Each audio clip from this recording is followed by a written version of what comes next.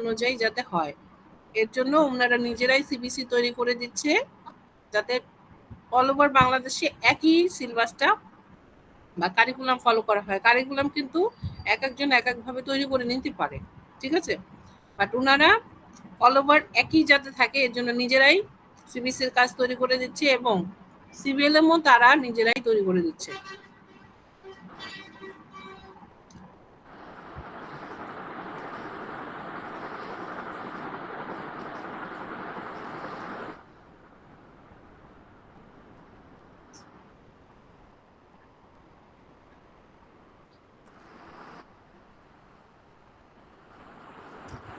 আর কার কোনো প্রশ্ন?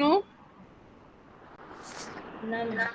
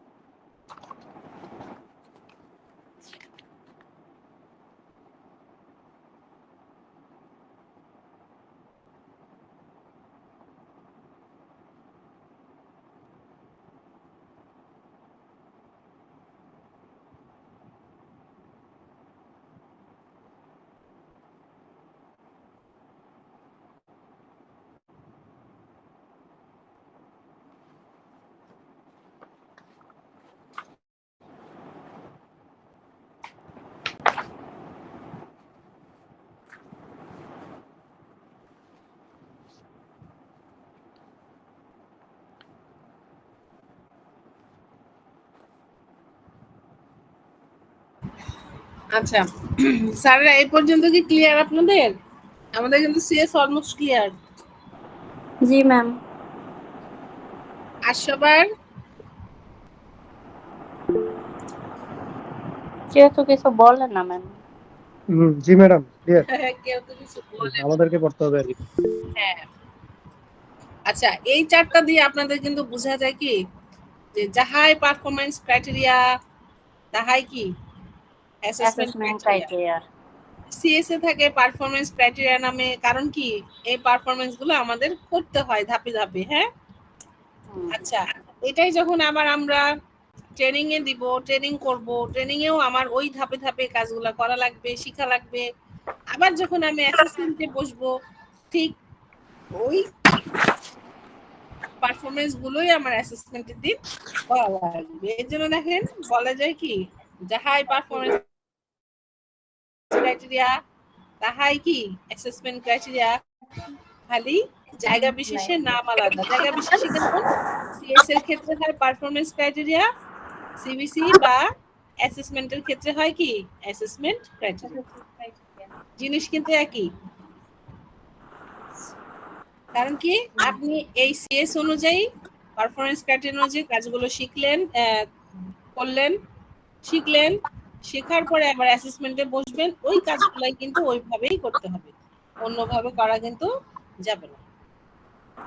এর জন্য বলছি যাহাই পিসি তাহাই এসি। পিসি মানে পারফরম্যান্স ক্রাইটেরিয়া আর এসি মানে অ্যাসেসমেন্ট ক্রাইটেরিয়া। যাহাই পিসি তাহাই এসি, খালি কি সিএস আর সিবিসি অনুযায়ী কি নাম খালি আলাদা। Clear sir? জি ম্যাম। আরেকজন জানি কি বলছিলেন টাস্ক অ্যানালাইসিসের কথা। জি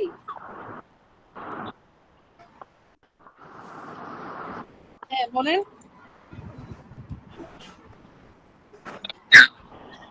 শোনা যাচ্ছে না স্যার, আরেকবার জোরে বলেন।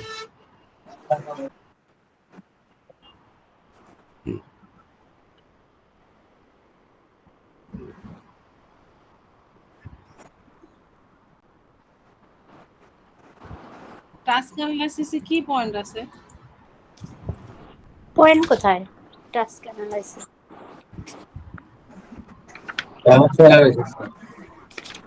ট্রেনিং শুধু অ্যাসেসমেন্ট ওগুলো টাস্ক অ্যানালাইসিস ও আচ্ছা, ওই ম্যাম ওই যে ট্রেনার যে নিড কনসিডার ওইটা। এগুলো সাম অফ দ্য পয়েন্ট আছে না ম্যাম ওইটাই। এই যে এগুলো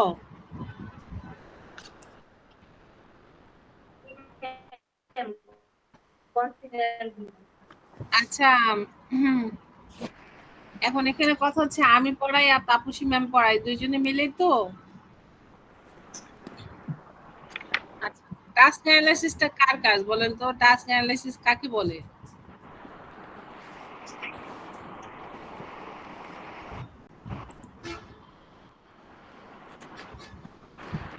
এটা একটা ম্যাম কমপ্লেক্স প্রসেস, আর এটা স্টেপ বাই স্টেপ হয়। দেখা যাচ্ছে স্ক্রিন? মানে এটা তো ম্যাডাম কম্পিটেন্সি স্ট্যান্ডার্ড যা লজিক্যালি বা সিকোয়েন্সিয়ালি স্টেপ বাই স্টেপ কাজকে ভেঙে ভেঙে করা হয়, এটাই তো মনে হয় টাস্ক অ্যানালাইসিস নাকি ম্যাডাম? কম্পিটেন্সি স্ট্যান্ডার্ডটা না, ধরেন আপনি একজন ট্রেনার, হ্যাঁ আপনি কি করছেন? একটা ইউনিটকে ডেলিভারি দিবেন। হ্যাঁ, একটা ইউনিট অফ কম্পিটেন্সি আপনি ডেলিভারি দিবেন, মানে কি ট্রেনিদেরকে শিখাবেন।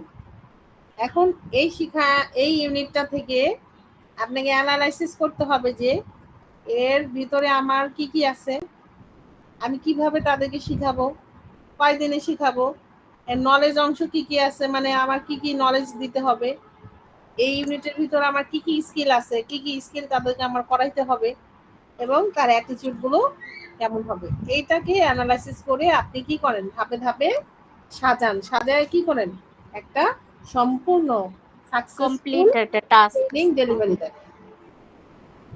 লজিক্যালি সিকোয়েন্সিয়ালি এগুলো কি করার দরকার আছে নাকি নাই? লজিক্যালি সিকোয়েন্সিয়ালি কোথায় এটা? এই যে ভাঙবো আমরা, যে ব্রেকিং আমরা যে কাজটা করতেছি অবশ্যই লজিক্যালি হতে লজিক্যালি হবে। করতে হবে না? হ্যাঁ, লজিক্যালি হতে হবে এবং সিকোয়েন্সিয়ালি হতে হবে। লজিক্যালি কেন?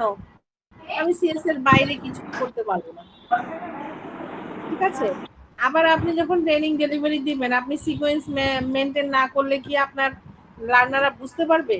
এলো পাথারি ট্রেনিং না কি তারা বুঝতে পারবে? অবশ্যই একটা সিকোয়েন্সিয়াল ম্যানার আপনাকে ইউজ করতে হবে, যে কোনটার পরে কোনটা দিলে তারা শিখতে পারে। এখন ধরেন আপনি কম্পিউটার অপারেশনের ক্লাস নিতে যাচ্ছেন, আপনি ওয়ার্ড ডকুমেন্ট টাইপ করা শিখাবেন। এখন আপনি শুরুতেই কি ওয়ার্ড ডকুমেন্ট টাইপ করা শিখাবেন, নাকি আগে কম্পিউটারটা কিভাবে ওপেন করতে হয়, ওয়ার্ড ডকুমেন্টগুলো কি, কয়টা কি কি সফটওয়্যার আছে, আমাদের ওয়ার্ড ডকুমেন্টের প্রতিটা টুলবারে কি কি অপশন আছে সেগুলো শিখাবেন, নাকি একদম শুরুতেই টাইপ করা শিখাই দিবেন, কোনটা? না, এগুলো জানায় তারপরে টাইপিং যাব, ঠিক হ্যাঁ, আছে এই জন্য বলতেছে টাস্ক অ্যানালাইসিসটা হচ্ছে ট্রেনারের কাজ, এটা কিন্তু অ্যাসেসরের কাজ না। আমরা মাথায় রাখি টাস্ক অ্যানালাইসিস হচ্ছে ট্রেনারের কাজ, কারণ ট্রেনার হচ্ছে ট্রেনারদেরকে ট্রেনিং ডেলিভারি দিবে, মানে কি শিখাবে। আর শিখাতে গেলে ধরেন সাপোজ একটা ইউনিট আপনাকে দিল যে আপনি সেপারেট এন্ড কম্পোজ ইমেজ করা শিখাবেন, ট্রেনার আছে 3 জন, তার মধ্যে আপনার ভাগে পড়ছে ওইটা, মানে আপনি ওই কাজটা ভালো পারেন, আপনি ওটাই শিখাবেন, ভালো কথা। তাহলে আপনাকে শিখাতে গেলে আপনাকে অ্যানালাইসিস করতে হবে যে আমার এর ভিতরে নলেজ অংশটুকু কি আছে, মানে আপনি থিওরি ক্লাস নেব, এই থিওরি ক্লাসটা কি আছে, কিসের উপর আমার থিওরি জানাতে হবে, ক্লাসটা নেব। তারপরে ধরেন এই স্কিল পার্ট কি আছে, তার মানে এই কাজটা করতে গেলে আমার কি কি কাজ ওনাদের লার্নারদেরকে হাতে কলমে শিখাতে হবে, এবং তার অ্যাটিটিউডটা আমার কিরকম হবে, এই সকল বিষয় আপনাকে অ্যানালাইসিস করে ট্রেনিংটা ডেলিভারি দিতে হবে। ক্লিয়ার?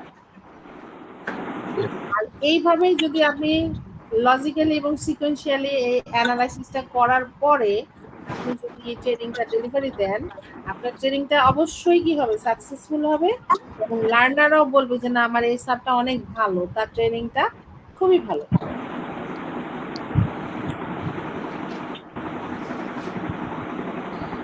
ঠিক আছে স্যার? জি জি। এখন দেখেন টাস্ক অ্যানালাইসিসটা করতে গেলে আমাদের কিছু বিষয় অবশ্যই কনসিডার করতে হবে। তার মানে কি? সেফটি। সেফটি মানে কি?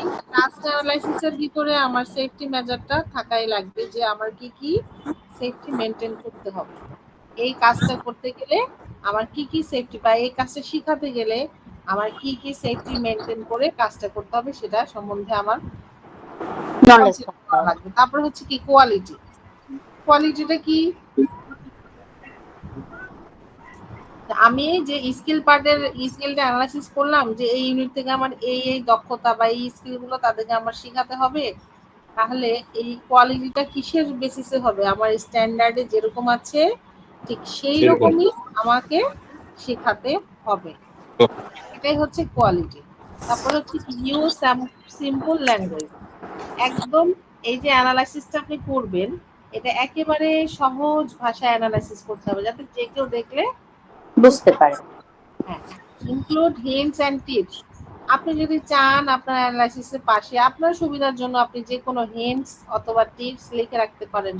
হ্যাঁ, থাকে না সাইড নোট দিয়ে রাখি যে এই জায়গায় আমি এই করব, এরকম। Use any graphical aid that increase understanding. হ্যাঁ, এখন আপনি ধরেন স্কিল পার্ট যেটা অ্যানালাইসিস করলেন, টাস্ক অ্যানালাইসিস করলেন, যে আমার এই স্কিল আমি শিখাবো, সেখানে আপনি আপনার মনের মতো করে ইচ্ছা আপনার বোঝার জন্য আপনি কিছু চার্ট অথবা ডায়াগ্রাম ইউজ করলেন, যে এই জিনিসগুলো আমি দেখবো। অ্যানালাইসিসটা করে কিন্তু ট্রেনিং এর ডেলিভারি দেওয়ার আগে আগে অ্যানালাইসিস করে নেয়, দেন ট্রেনিং ডেলিভারি দেয়। বুঝে গেছে? জি ম্যাম। আচ্ছা, আমরা একটা টাস্ক অ্যানালাইসিস ফর্ম দেখে আসি। দেখেন, ট্রেনার ব্ল্যাঙ্ক।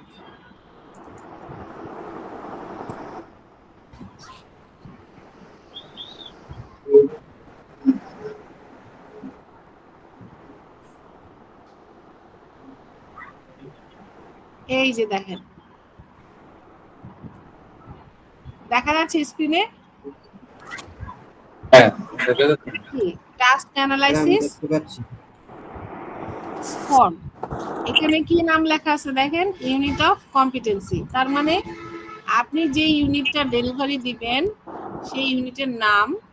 এখন দেখেন এই চার্টে কি কি আছে, এলিমেন্টস, নলেজ, স্কিল, অ্যাটিটিউড। তার মানে আপনার ওই ইউনিট অফ কম্পিটেন্সিতে কয়টা এলিমেন্ট আছে, সেই এলিমেন্টের ভিতরে আবার কি কি নলেজ, স্কিল, অ্যাটিটিউড আছে সেগুলো বের করতে হবে। এখন দেখেন এখানে কি কি বের করছে, কিছু এটা হচ্ছে ইয়ার মনে হয় কোয়ালিটি কন্ট্রোলের একটা এলিমেন্ট। এই এলিমেন্টের আন্ডারে দেখেন নলেজ অংশ কি, এই যেগুলো বের করছে নলেজ, তার মানে এগুলো তার থিওরিটিক্যাল নলেজ। মানে কি থিওরিটিক্যাল না? থিওরিটিক্যাল। থিওরিটিক্যাল জ্ঞান। তাহলে এই বিষয়ে তার থিওরিটিক্যাল সেশন নিতে হবে, এগুলো সে থ্রি সেশনে শিখাবে। আচ্ছা, এরপরে কি বের হয়েছে, স্কিল। স্কিলে তার এই এলিমেন্টের আন্ডারে তিনটা স্কিল বের হয়েছে, তিনটা স্কিল বের হয়েছে। হ্যাঁ, যে কোয়ালিটি লেভেল বের করবে, তারপরে কি একুএল চার্ট স্ট্যান্ডার্ড অনুযায়ী বের করবে, আর কি একুএল চার্ট রিকোয়ারমেন্টস অনুযায়ী ব্যবহার করবে। এই তিনটা স্কিল তার এই এলিমেন্ট থেকে বের হয়েছে। তার মানে এগুলো কি তার হাতে কলমে শেখাতে হবে। আচ্ছা, আর অ্যাটিটিউড কি? এই যে অ্যাটিটিউড, এই অ্যাটিটিউড গুলো তার থাকা লাগবে এই এলিমেন্ট যখন সে পারফর্ম করবে, মানে এই স্কিলগুলো যখন সে পারফর্ম করবে তখন এই অ্যাটিটিউড গুলো তার লাগবে, যে commitment to the occupational health and safety. এই যে দেখেন সেফটির কথা আসছে স্যার, টাস্ক অ্যানালাইসিসের সময় সেফটি মেনটেন করে কাজ করতে হবে। তারপরে environmental concern, eagerness to learn, tidiness and timeliness, হ্যাঁ, respect for rights of pair, এগুলো হচ্ছে অ্যাটিটিউডের অন্তর্ভুক্ত। তাহলে টাস্ক অ্যানালাইসিস হচ্ছে ট্রেনারের কাজ। যখন একটা ইউনিট অফ কম্পিটেন্সি একজন ট্রেনার ডেলিভারি দিতে যাবে, তার আগেই সে এই অ্যানালাইসিসটা করবে, যে এই ইউনিট অফ কম্পিটেন্সিতে আমার নলেজ অংশ কি কি আছে, মানে আমার থিওরি সেশনে আমার কি কি শেখাতে হবে, এই ইউনিট অফ কম্পিটেন্সি আমার স্কিল পার্ট কি কি আছে, কি কি স্কিল আমার তাদেরকে দেখে করাতে হবে, এবং তার অ্যাটিটিউড গুলো কেমন থাকতে হবে সেটাই আমরা কি করি, এই টাস্ক অ্যানালাইসিস ফর্মের মাধ্যমে কি করি, অ্যানালাইসিস করি। ক্লিয়ার?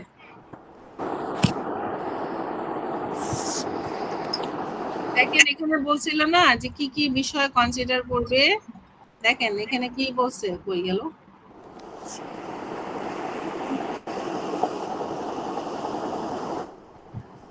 এই যে safety, quality, use simple language. আচ্ছা একটু দেখেন তো এখানে যে সেফটির কথা আছে, জি ম্যাম। তারপরে হচ্ছে কোয়ালিটি মানে কি, এটা সিএস অনুযায়ী আছে, এটা সিএস অনুযায়ী এই যে স্কিল পার্টটা বের হইছে। আচ্ছা ইউজ সিম্পল ল্যাঙ্গুয়েজ, দেখেন খুব সোজা ভাষায় কথাগুলো লেখা, অনেক কি জটিল কিছু পড়তে বোঝা যাচ্ছে না?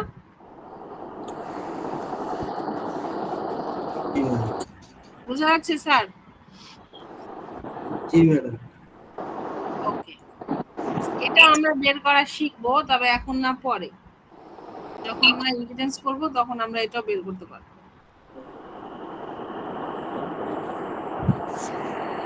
আচ্ছা তাহলে আমাদের 1 নম্বর সিভিএলএম কিন্তু শেষ।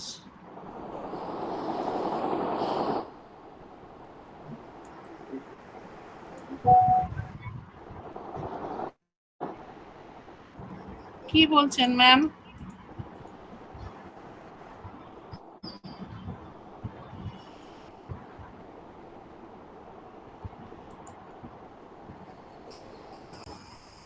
আচ্ছা আমরা এখন 2 নাম্বার সিভিএলএম না, অশের বইতে যাই। অশ, এটা 2 নাম্বার সিভিএলএম এর নাম কি? হ্যাঁ কথা ছিল, বলেন।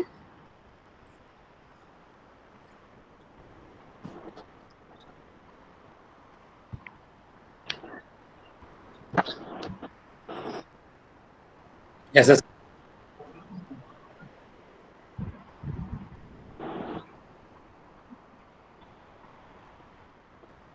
ম্যাডাম এগুলো একটু বুঝাই দিয়ে দ্বিতীয়টাতে যান, তাহলে ভালো হয়। এগুলো ট্রেনিং এই পর্যন্ত হয়েছে, ট্রেনিং, হ্যাঁ একজন ট্রেনিং বলেন। ম্যাডাম, ট্রেনিং সিএস এরটা হয়েছে, এখন ট্রেনিং এ যান ম্যাডাম, নিচে আছেন, হ্যাঁ ট্রেনিং এর এগুলো একটু দেখান, এরপরে অ্যাসেসমেন্টটা দেখাবেন, তারপরে যান দ্বিতীয়টা, তাহলে ওরা বুঝতে পারবে। জি এই অ্যাসেসমেন্টের এগুলো, জি একটু আলোচনা করে গেলে ওরা ডিটেলস বুঝবে আর কি, এটার কথাই বলছিলাম। এখন স্যার শুনেন, এগুলো হচ্ছে আমি দিছিলাম টপিক, তো যে এগুলো আমার জানতেই হবে। হ্যাঁ এখন কথা হচ্ছে যে এগুলো যদি আমি যাই, এখানে কিন্তু 5টা 7টা বই মিলে এই টপিক গুলো আছে। দিয়ে দেন, ওরা একটু পড়ুক, ওরা তো নতুন তো একেবারে, এই জন্য ওরা দিশাহারা হয়ে যাবে, না না, এইভাবে দিলে ওরা একটু মজা পায়। দিশাহারা হবে না, আমি 2 নাম্বার সিভিএলএমটা ধরি, অশের বইটা পড়ি, তারপরে আমরা যাব ইনশাআল্লাহ। হ্যাঁ অশের বইটা আমার সেফটি, তো এটা আমার আগে পড়তে হবে। সিচুয়েশনে দিলে ওরা ভালো ইয়ে করতে পারতো আর কি ম্যাডাম, একটু না না, আলোচনা করে দিলে এটাও পারবে, এটা অবশ্যই পারবে। আমি অশের বইটা আজকে সে ধরি, তারপর দেখেন। হ্যাঁ জি ম্যাডাম আপনি প্রথম সিভিএলএমটা যেটা যতটুকু আপনি শেষ করেছেন বুঝছেন, হ্যাঁ বাকি যেটা আছে ওটা জাস্ট একটা রিভিশন দিয়ে পরেটা গেলে ভালো হয়। না, আমরা রিভিশন পরে দিব স্যার, এটা অফলাইনে রিভিশন হয়, এখন অনলাইনে হবে না। মানে আমরা খেয়ে ফেলছি তো ঈদের বন্ধে, মানে উল্টাপাল্টা হয়ে গেছে। রেকর্ড করা আছে তো, কার কোন স্যারের কাছে জানি রেকর্ড করা আছে, নিয়ে নেবেন। একটু আপনি আপনার মতো করে একটু ইয়া করলে ভালো হয়, জাস্ট 10-15-20 মিনিট, আজকে না হলে কালকে প্রথমে এটা আপনি 15-20 আচ্ছা মিনিট আচ্ছা ঠিক আছে, আমি আরেকটা সিভিএলএম ধরি, তারপরে আমি অবশ্যই আপনাদেরকে রিভিশন দিব।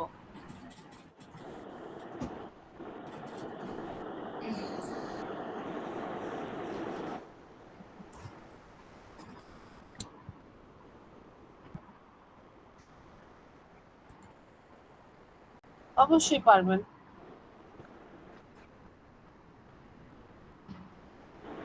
সিভিএলএম এর পিছনে যে প্রশ্ন আছে ওটা ছাড়াও প্রশ্ন হয় আরো।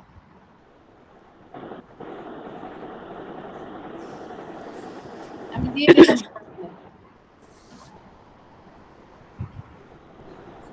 আচ্ছা এই যে আমরা অশের বই যাই, দেখেন অশের বইতে আমাদের এই টপিক গুলো পড়লেই হবে। ম্যাম স্ক্রিন তো দেখা যাচ্ছে না। যাবে, দেখা যাবে।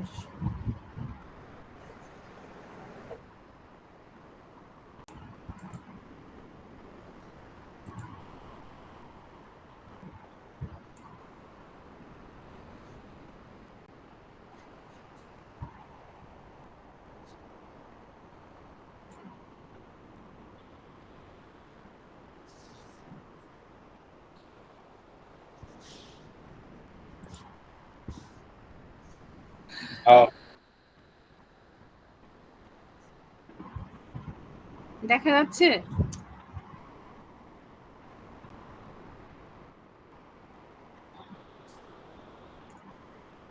আচ্ছা, ওকে। আচ্ছা, আমরা আগে বইটা দেখে আসি, বইটা কেমন।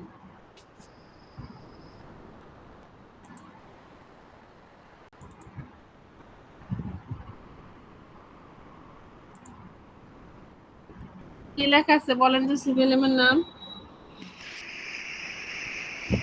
Apply OSH practice in a CBTA environment. তার মানে আমরা তো সিবিটি এনভায়রনমেন্টের ভিতরে আছি, সেখানে আমরা অস প্র্যাকটিস কিভাবে করব। অস মানে occupational safety and health. Health, মানে আমাদের এক একজনের এক এক অকুপেশন, সেই অকুপেশনে কিভাবে আমরা সেফটি এবং হেলথ মেনটেন করব সেই সম্বন্ধে জানবো। এখন এই বইটার একটু এলোমেলো, অনেক এলোমেলো, মানে পুরাটাই এলোমেলো, অনেক তো না, পুরাটাই এলোমেলো। এটাকে আমি এই টপিক অনুযায়ী এইভাবে সাজিয়েছি। দেখেন, আমাদের এখানে মেন হচ্ছে 3টা টপিক। একটা হচ্ছে হ্যাজার্ড, একটা হচ্ছে রিস্ক, আর একটা হচ্ছে কি অ্যাক্সিডেন্ট। আচ্ছা, এই 3টা টপিক যদি আপনি পড়ে ফেলতে পারেন এই বইটা শেষ, অলমোস্ট শেষ। হ্যাঁ, এগুলোই আছে বইতে, কিন্তু এলো পাথারি অনেক। সিকোয়েন্সিয়ালি আমি এভাবে শিখাই। আচ্ছা, হ্যাজার্ড মানে কি বলতে পারবেন কেউ? জি ম্যাম। বলেন। Hazard is anything with potential to cause harm, illness or damage. বুঝি নাই ম্যাডাম, আবার বলেন। Hazard is anything with potential to cause harm, illness or damage. যেটা ম্যাডাম আমাদেরকে মানে যে কোনো কারণেই আমাদের কারণে আমরা মানে ইনজুরি হতে পারি, ব্যথা পেতে পারি বা মারা যেতে পারি, আবার কি ড্যামেজও হতে পারে, মানে ক্ষতিপূরণও হতে পারে। এটার মাধ্যমেই হ্যাজার্ড হয়। এটার মাধ্যমে হ্যাজার্ড হয়? হ্যাঁ ম্যাম, 3টার মাধ্যমেই তো হয়। ম্যাডাম টাইম শেষ। টাইম শেষ? আবার লিংক দিচ্ছি, আপনারা জয়েন করেন।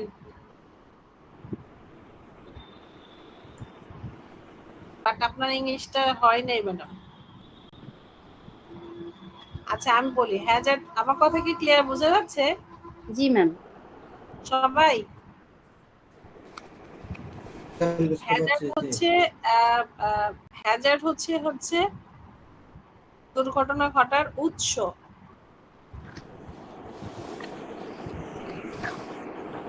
উৎস মানে যে জায়গা থেকে দুর্ঘটনা ঘটতে পারে। সাপোজ ধরেন একটা সুইচ বোর্ডের সুইচ ভেঙে আছে, এই ভাঙা সুইচটা হচ্ছে কি উৎস, সোর্স, যেখান থেকে আমার কি অ্যাক্সিডেন্ট হতে পারে। ঠিক আছে? জি ম্যাম।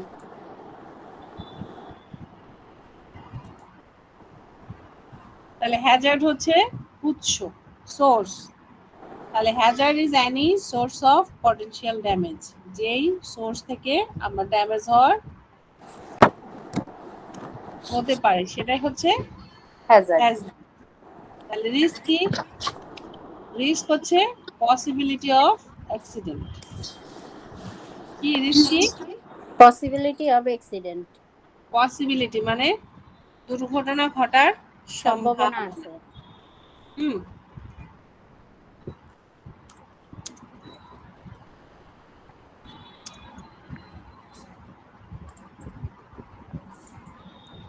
ম্যাম এগুলো কি লিখবো? আপনার ইচ্ছা। না মানে আপনি কি শীট দিবেন নাকি লিখবো? না না, আমি তো শীট দেই না কোথাও। আচ্ছা ম্যাম, তাহলে লিখে রাখি। রিস্ক হচ্ছে কি সম্ভাবনা, পসিবিলিটি।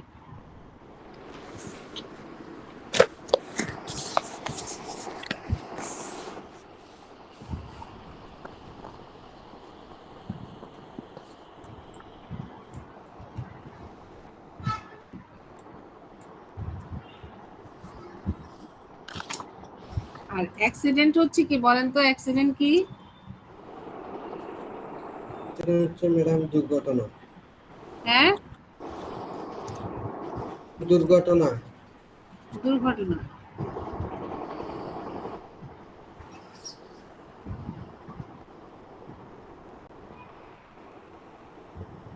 এই যে আমি লিখে দিলাম পাশাপাশি, দেখেন।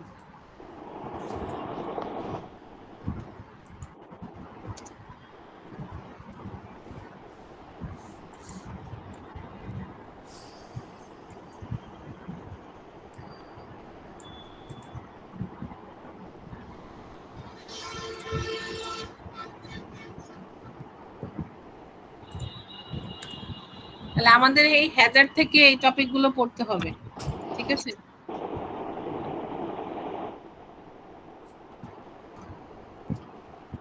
হ্যাজার্ড কাকে বলে, হ্যাজার্ড কয় রকম, হ্যাজার্ড কিভাবে আইডেন্টিফাই করব, এবং আইডেন্টিফাই করার পরে কিভাবে ম্যানেজ অথবা কন্ট্রোল করব, ঠিক আছে? হ্যাজার্ড থেকে আমার এই 4টা টপিক পড়লেই হবে। এই হ্যাজার্ডের এই টপিক থেকে 4টা টপিক পড়লেই হবে। তাহলে হ্যাজার্ড হচ্ছে any source of potential damage, যেই উৎস থেকে আমার হ্যাজার্ড বা দুর্ঘটনা, যেই উৎস থেকে আমার দুর্ঘটনা ঘটতে পারে বা ড্যামেজ হতে পারে, সেই উৎসটাই হচ্ছে আমার হ্যাজার্ড। আর রিস্ক হচ্ছে কি পসিবিলিটি অফ অ্যাক্সিডেন্ট, মানে আমার উৎস থেকে আমার অ্যাক্সিডেন্ট হওয়ার সম্ভাবনা কতটুকু। এখন ধরেন আমি যে ভাঙা সুইচ বোর্ডের উদাহরণটা দিলাম, যে সুইচ বোর্ডটা ভেঙে আছে, সেখানে আমার কি ওই ভাঙা সুইচ বোর্ডটা কি আমার উৎস, ওখান থেকে আমার অ্যাক্সিডেন্ট হতে পারে। আচ্ছা, তাহলে উৎস যদি থাকে, ভাঙা সুইচ বোর্ড যদি হয়েই থাকে, তাহলে ওটা একটা উৎস। আর উৎস থেকে অ্যাক্সিডেন্ট হওয়ার সম্ভাবনা থাকে না নাই? থাকে, বেশি থাকে। তাহলে যেখানেই উৎস সেখানেই কি হ্যাজার্ড। রিস্ক। তার মানে যেখানেই হ্যাজার্ড সেখানেই রিস্ক। রিস্ক মানে কি অ্যাক্সিডেন্ট হওয়ার সম্ভাবনা, পসিবিলিটি মানে সম্ভাবনা। এখন এই সম্ভাবনাটা কতটুকু, অনেক বেশি, কম নাকি মাঝারি? 100% ম্যাডাম। হ্যাঁ, আচ্ছা। এরপর হচ্ছে অ্যাক্সিডেন্ট। অ্যাক্সিডেন্ট কি? অ্যাক্সিডেন্ট হচ্ছে টোটালি আনপ্ল্যান্ড এবং আনকন্ট্রোল একটা বিষয়, যেটা মানুষের কন্ট্রোলেও থাকে না এবং কোনো প্ল্যানিং এও থাকে না। হ্যাঁ, যেমন আমি ওই যে পা ঝুলিয়ে বসেছিলাম, অটো এসে আমাকে মেরে দিল, এটা কি আমার কন্ট্রোলের মধ্যে ছিল? No ma'am. আমি কি প্ল্যান করে রাখছিলাম যে আমাকে অটো এসে এভাবে মেরে দিবে? তাহলে এটা হচ্ছে অ্যাক্সিডেন্ট। অ্যাক্সিডেন্টটা কি আনপ্ল্যান্ড, দুর্ঘটনা ঘটা। হ্যাঁ আনপ্ল্যান্ড, যেটা প্ল্যানিং করা থাকে না, এবং আনকন্ট্রোলড ইভেন্ট, যেটা কখনো কন্ট্রোল করাও যায় না, সাডেন। আচ্ছা, হ্যাজার্ড থেকে আমাদের এই 4টা টপিক পড়তে হবে। হ্যাজার্ড কাকে বলে আমি বললাম। Types of Hazard. হ্যাজার্ড সাধারণত 4 প্রকার। কয় প্রকার? 4 প্রকার। 4 প্রকার কি কি বলেন তো? ম্যাম আমরা তো পড়েছি 5 প্রকার। Physical hazard, biological hazard, chemical hazard, ergonomic hazard. হ্যাঁ, গুড। হ্যাজার্ড হচ্ছে মেইনলি 4 প্রকার: physical hazard, biological hazard, chemical hazard, আর একটা হচ্ছে আর্গোনমিক হ্যাজার্ড। আচ্ছা, এই 4টার বাহিরেও আরো একটা হ্যাজার্ড আছে, সেটাকে বলছে সাইকোসোশ্যাল হ্যাজার্ড, ঠিক আছে? তাহলে ফিজিক্যাল হ্যাজার্ড কোনগুলো? ফিজিক্যাল হ্যাজার্ড হচ্ছে সেগুলো যেগুলো কি, এই যে ভাঙা সুইচ বোর্ড, এটা কি কোন হ্যাজার্ড বলেন তো? ফিজিক্যাল হ্যাজার্ড, যেটাতে মানে শারীরিক ভাবে ক্ষতিগ্রস্ত হয় না। হ্যাঁ, ফিজিক্যাল হ্যাজার্ড শারীরিকভাবে ক্ষতিগ্রস্ত হয়। আচ্ছা, বায়োলজিক্যাল হ্যাজার্ড কোনগুলো? বায়োলজিক্যাল হ্যাজার্ড হচ্ছে যে না, biological Hazard ma'am virus, bacteria, তারপর ফাঙ্গি, এগুলো হচ্ছে যে বায়োলজিক্যাল হ্যাজার্ড, যেগুলো আমরা চোখে দেখতে পাই না। বায়োলজিক্যাল হ্যাজার্ড সেগুলো যেগুলো কি অণুজীব বা জীবাণু দ্বারা আক্রান্ত হয়, এগুলো কি চোখে দেখা যায় না, আমাদের শরীরে সমস্যা সৃষ্টি করে, সেটা হচ্ছে বায়োলজিক্যাল হ্যাজার্ড। যেমন পাখির বিষ্ঠা, জীবাণু আছে, একজন হাঁচি দিল পাশে উইদাউট মাস্ক বা উইদাউট কাপড় হাঁচি দিল, সেই হাঁচিতে কি তার জীবাণু ছড়িয়ে পড়ে আমি অসুস্থ হয়ে গেলাম, আমিও কি এটা অসুস্থতায় শুরু হলো আমার, এটা কি বায়োলজিক্যাল হ্যাজার্ড। আচ্ছা, কেমিক্যাল হ্যাজার্ড কোনগুলো? যে সমস্ত দাহ্য পদার্থ বা কেমিক্যাল দিয়ে দুর্ঘটনা ঘটতে পারে সেগুলো কি বলছে কি কেমিক্যাল হ্যাজার্ড। হ্যাজার্ড। আচ্ছা, এরপরে হচ্ছে আর্গোনমিক্যাল হ্যাজার্ড। আর্গোনমিক্যাল হ্যাজার্ড হচ্ছে সেই সমস্ত হ্যাজার্ড যেগুলো আমাদের শরীরে ধীরে ধীরে ক্ষতির সম্মুখীন করে, সেগুলো হচ্ছে আর্গোনমিক্যাল হ্যাজার্ড। যেমন ধরেন কাজের জায়গা অনেক উঁচু, অনেক ঘাড় বাঁকা করে কাত হয়ে আপনাকে কাজ করতে হয় দীর্ঘদিন। যখন আপনি এইভাবে কাজ করবেন তখন আপনার ব্যাক পেইন হবে, আপনার ঘাড়ের হাড্ডি ক্ষয় হয়ে যাবে। বাট এটা কি ইনস্ট্যান্ট হলো? না, ধীরে ধীরে স্লোলি। হ্যাঁ, স্লোলি। তাহলে ফিজিক্যাল হ্যাজার্ড আর আর্গোনমিক হ্যাজার্ড, বলবেন যে ম্যাডাম ফিজিক্যাল হ্যাজার্ড আর আর্গোনমিক হ্যাজার্ড তো একই রকম, শরীরেরই ক্ষতি করে। শরীরের ক্ষতি সবগুলোই করে, বাট ফিজিক্যাল হ্যাজার্ডটা হচ্ছে ইনস্ট্যান্ট ম্যাম, ইনস্ট্যান্ট হয়। ইনস্ট্যান্ট। হ্যাঁ, আপনি খালি চোখে দেখতে পাচ্ছেন, বাট আমি ধরেন কারেন্টের শর্ট লেগে গেল ওই ভাঙা সুইচ বোর্ড থেকে, এটা কিন্তু আমি দেখতে পাচ্ছি বা আপনি দেখতে পাচ্ছেন যে আমার শর্ট লেগে গেল, আমি অসুস্থ হয়ে গেলাম। হ্যাঁ, বাট আপনি যখন একটা কাজের জায়গায় উঁচু হয়ে কাজ করবেন দীর্ঘদিন, আপনার ভিতরে যে ব্যথা সেটাকে আমি বুঝতে পারবো? আমি কি দেখতে পারবো? না ম্যাম, আমি কিন্তু চোখে দেখতে পারবো না, বাট আপনার যখন কারেন্টের শর্ট লেগে গেল সেটা কিন্তু আমি দেখতে পাচ্ছি, কিন্তু আপনার যখন ভিতরে ব্যাক পেইন হচ্ছে আমি কিন্তু বুঝতে পারছি না। এই অনুভবটা আপনি নিজেরটা নিজেই করছেন। এই জন্য আমি দুইটাকে বিভক্ত করা শিখাই এভাবে যে ফিজিক্যাল হ্যাজার্ড হচ্ছে ইনস্ট্যান্ট রেজাল্ট বা ইনস্ট্যান্ট, চোখে দেখা যায় সঙ্গে সঙ্গে, রেজাল্টটা সঙ্গে সঙ্গে এবং অন্য কেউ চোখে দেখতে পায়। আর আর্গোনমিক হ্যাজার্ডটা হচ্ছে ইনস্ট্যান্ট না, বাট ধীরে ধীরে হবে এবং অন্যরা এটা দেখতে বা অনুভব করতে পারবে না, আপনি নিজেই পারবেন। ক্লিয়ার? জি ম্যাম। আর আরেক প্রকার হচ্ছে সাইকোসোশ্যাল। সাইকোসোশ্যাল হচ্ছে যে সামাজিকভাবে যে হ্যারাসমেন্ট করা হয়, থ্রেট দেওয়া হয়, হ্যাঁ, এগুলো হচ্ছে সাইকোসোশ্যাল। মেন্টাল প্রেসার দেওয়া হয়, অনেক কাজের চাপ থাকে, হ্যাঁ, আপনি অনেক স্ট্রেসে আছেন, হায় হায় এই কাজগুলো শেষ করব কিভাবে, এগুলো হচ্ছে সাইকো সোশ্যাল। সামাজিকভাবে আমাদের মেন্টালি যেই হ্যাজার্ড গুলো হয় সেগুলো হচ্ছে সাইকোসোশ্যাল। আচ্ছা, এরপরে হচ্ছে আইডেন্টিফিকেশন অফ হ্যাজার্ড। হ্যাজার্ডটা আইডেন্টিফাই করব কিভাবে? আমরা একটু বয়ে যাই, একেবারে কিছু না দেখলে তো কেমন হয়।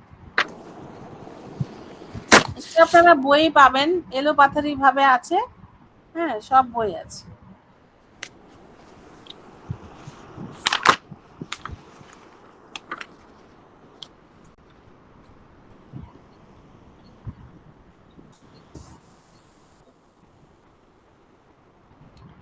এই যে এখানে 8 নাম্বার পেজে আছে, যে 8 নাম্বার পেজে আছে হ্যাজার্ড আইডেন্টিফিকেশন, কিভাবে হ্যাজার্ডটা আমরা আইডেন্টিফাই করতে পারি। এক হচ্ছে কি পাস্ট ইনসিডেন্টস এন্ড অ্যাক্সিডেন্ট। পূর্বে যদি কোনো অ্যাক্সিডেন্ট অথবা ইনসিডেন্ট হয়ে থাকে সেখান থেকে আমরা ধারণা লাভ করতে পারি যে এখানে হ্যাজার্ড থাকতে পারে।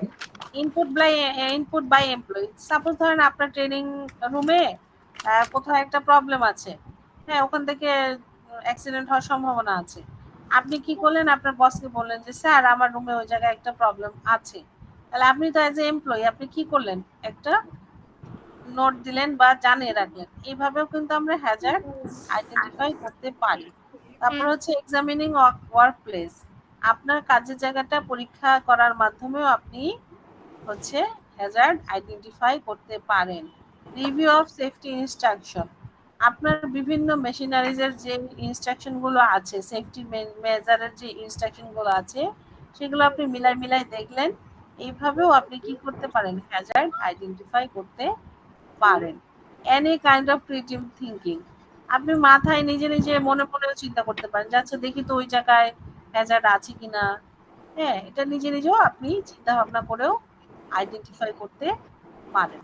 Advice from legislation standards checklist or external consultants. আপনার আইনে কি কি আছে, আপনার লেজিসলেশন বলতে আপনার প্রতিটা কোম্পানি বলেন, প্রতিটা ট্রেনিং সেন্টারে বলেন, নিজস্ব কিছু পলিসি প্রসিডিউর থাকে। সেইখানে কি কি বলেছে সেইগুলো চেক করার মাধ্যমেও কিন্তু আপনারা কি হ্যাজার্ডটা আইডেন্টিফাই করতে পারেন। তাহলে এই 5টা 6টা পয়েন্টের মধ্যে 3টা বা 4টা মুখস্থ করে ফেলবেন কিভাবে হ্যাজার্ড আইডেন্টিফাই করা যায়। আচ্ছা, হ্যাজার্ডটা আইডেন্টিফাই করলেন, ভালো কথা। আপনি হ্যাজার্ড আইডেন্টিফাই মানে কি খুঁজে পেলেন যে আমার এই জায়গাটায় হ্যাজার্ড আছে। তাহলে এই হ্যাজার্ড থাকলে আপনার সেটা কি উৎস। হ্যাজার্ড মানে কি উৎস। এখন ধরেন আপনি ভাঙা সুইচ বোর্ড পেলেন আপনার রুমে, ট্রেনিং রুমে, তাহলে সেই হ্যাজার্ডটা পাওয়ার পর কি আপনি সেটা এভাবেই রেখে দিবেন নাকি ওটাকে না, ওটা করার চেষ্টা করবেন? কি করবেন? রিপেয়ার করব। রিমুভ করার চেষ্টা করবেন। আচ্ছা, তাহলে আমাদের এই পরের টপিকটাই ছিল কি ম্যানেজমেন্ট অথবা কন্ট্রোল অফ হ্যাজার্ড। এটা আমরা করব কিভাবে জানেন? এই যে সেফ, এই সেফের মাধ্যমে। সেফ আমরা হ্যাজার্ড আইডেন্টিফাই করলাম, করার পরে আমি ম্যানেজ করব বাই সেফ। এই সেফটা কি? সেফ ফর, যেটা আছে হচ্ছে কত number page, management For the hazard, fix the hazard, regulate the result. No. আচ্ছা, এই যে হ্যাজার্ড ম্যানেজমেন্ট দেখেন সেফ কেন বলেছি, এই যে পরের পৃষ্ঠায় আবার সেফ কথাটা বলা আছে, পরের পেজে পরে দেখাচ্ছি, দাঁড়ান। এই যে সেফ, এস ফর কি? স্পট। ফর দ্য হ্যাজার্ড মানে কি আগে হ্যাজার্ডটাকে খুঁজে বের করব। হ্যাঁ, দেন কি বলছে? অ্যাসেস দ্য হ্যাজার্ড মানে কি হ্যাজার্ডটাকে যাচাই বাছাই করব যে এটা কোন ধরনের হ্যাজার্ড। ঠিক আছে, তারপরে ফিক্স দ্য হ্যাজার্ড মানে কি সেটাকে পরিবর্তন করার চেষ্টা করবো। ধরেন ভাঙা সুইচ বোর্ডটা পেলাম, সেই যে যেটাকে আমি কি করলাম চেঞ্জ করে ভালো সুইচ বোর্ড লাগালাম, এটাকে বলছে fix the hazard. Fix the then hazard. Evaluate the result. আচ্ছা, আমি ভালো যে সুইচ বোর্ডটা লাগালাম সেটাও কি ঠিকঠাক মতো কাজ করছে নাকি সেখানেও কোনো প্রবলেম আছে, রেজাল্টটাকে দেখা, এটাকে বলছে ইভালুয়েট দ্য রেজাল্ট। Result. আচ্ছা, spot the hazard, assess the hazard, fix the hazard, আর একটা হচ্ছে ইভালুয়েট দ্য রেজাল্ট। এই হচ্ছে সেফ।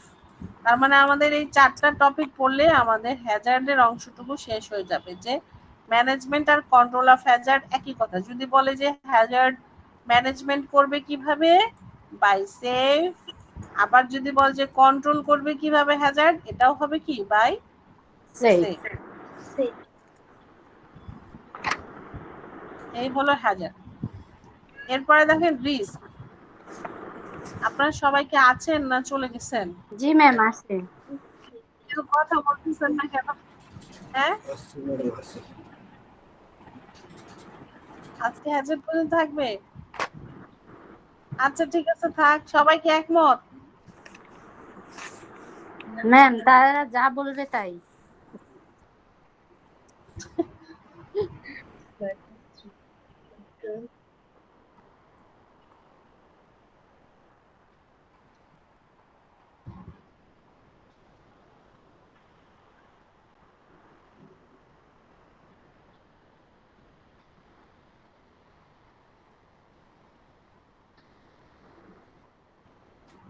আচ্ছা, সমস্যা নাই। তাহলে আমরা আবার কবে বসবো? আগামী পরশুদিন। জি ম্যাডাম।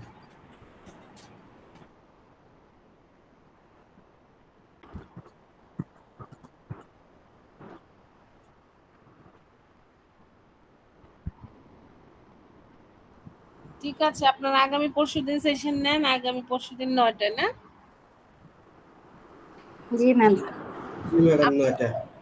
আপনারা যেইভাবে বলবেন সেইভাবেই ঠিক আছে, বাট পড়তে তো হবে আপনাদেরকে স্যার, পড়া কিন্তু কমপ্লিট দিতে হবে আমাকে। জি ম্যাডাম। শরীফ স্যার কিছু বলছেন? ম্যাডাম আপনি যেগুলা ওই টপিক গুলা লিখছেন এগুলো একটু গুরুত্ব দিলে ভালো হয়। আচ্ছা, দিয়ে দিচ্ছি। দেখে দেখে দেখে।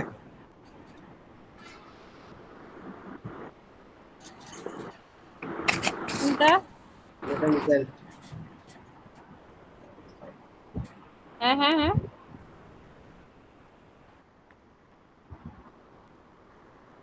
এটা তো আমি দিয়ে দিচ্ছি, এই যে দিয়ে দিচ্ছি।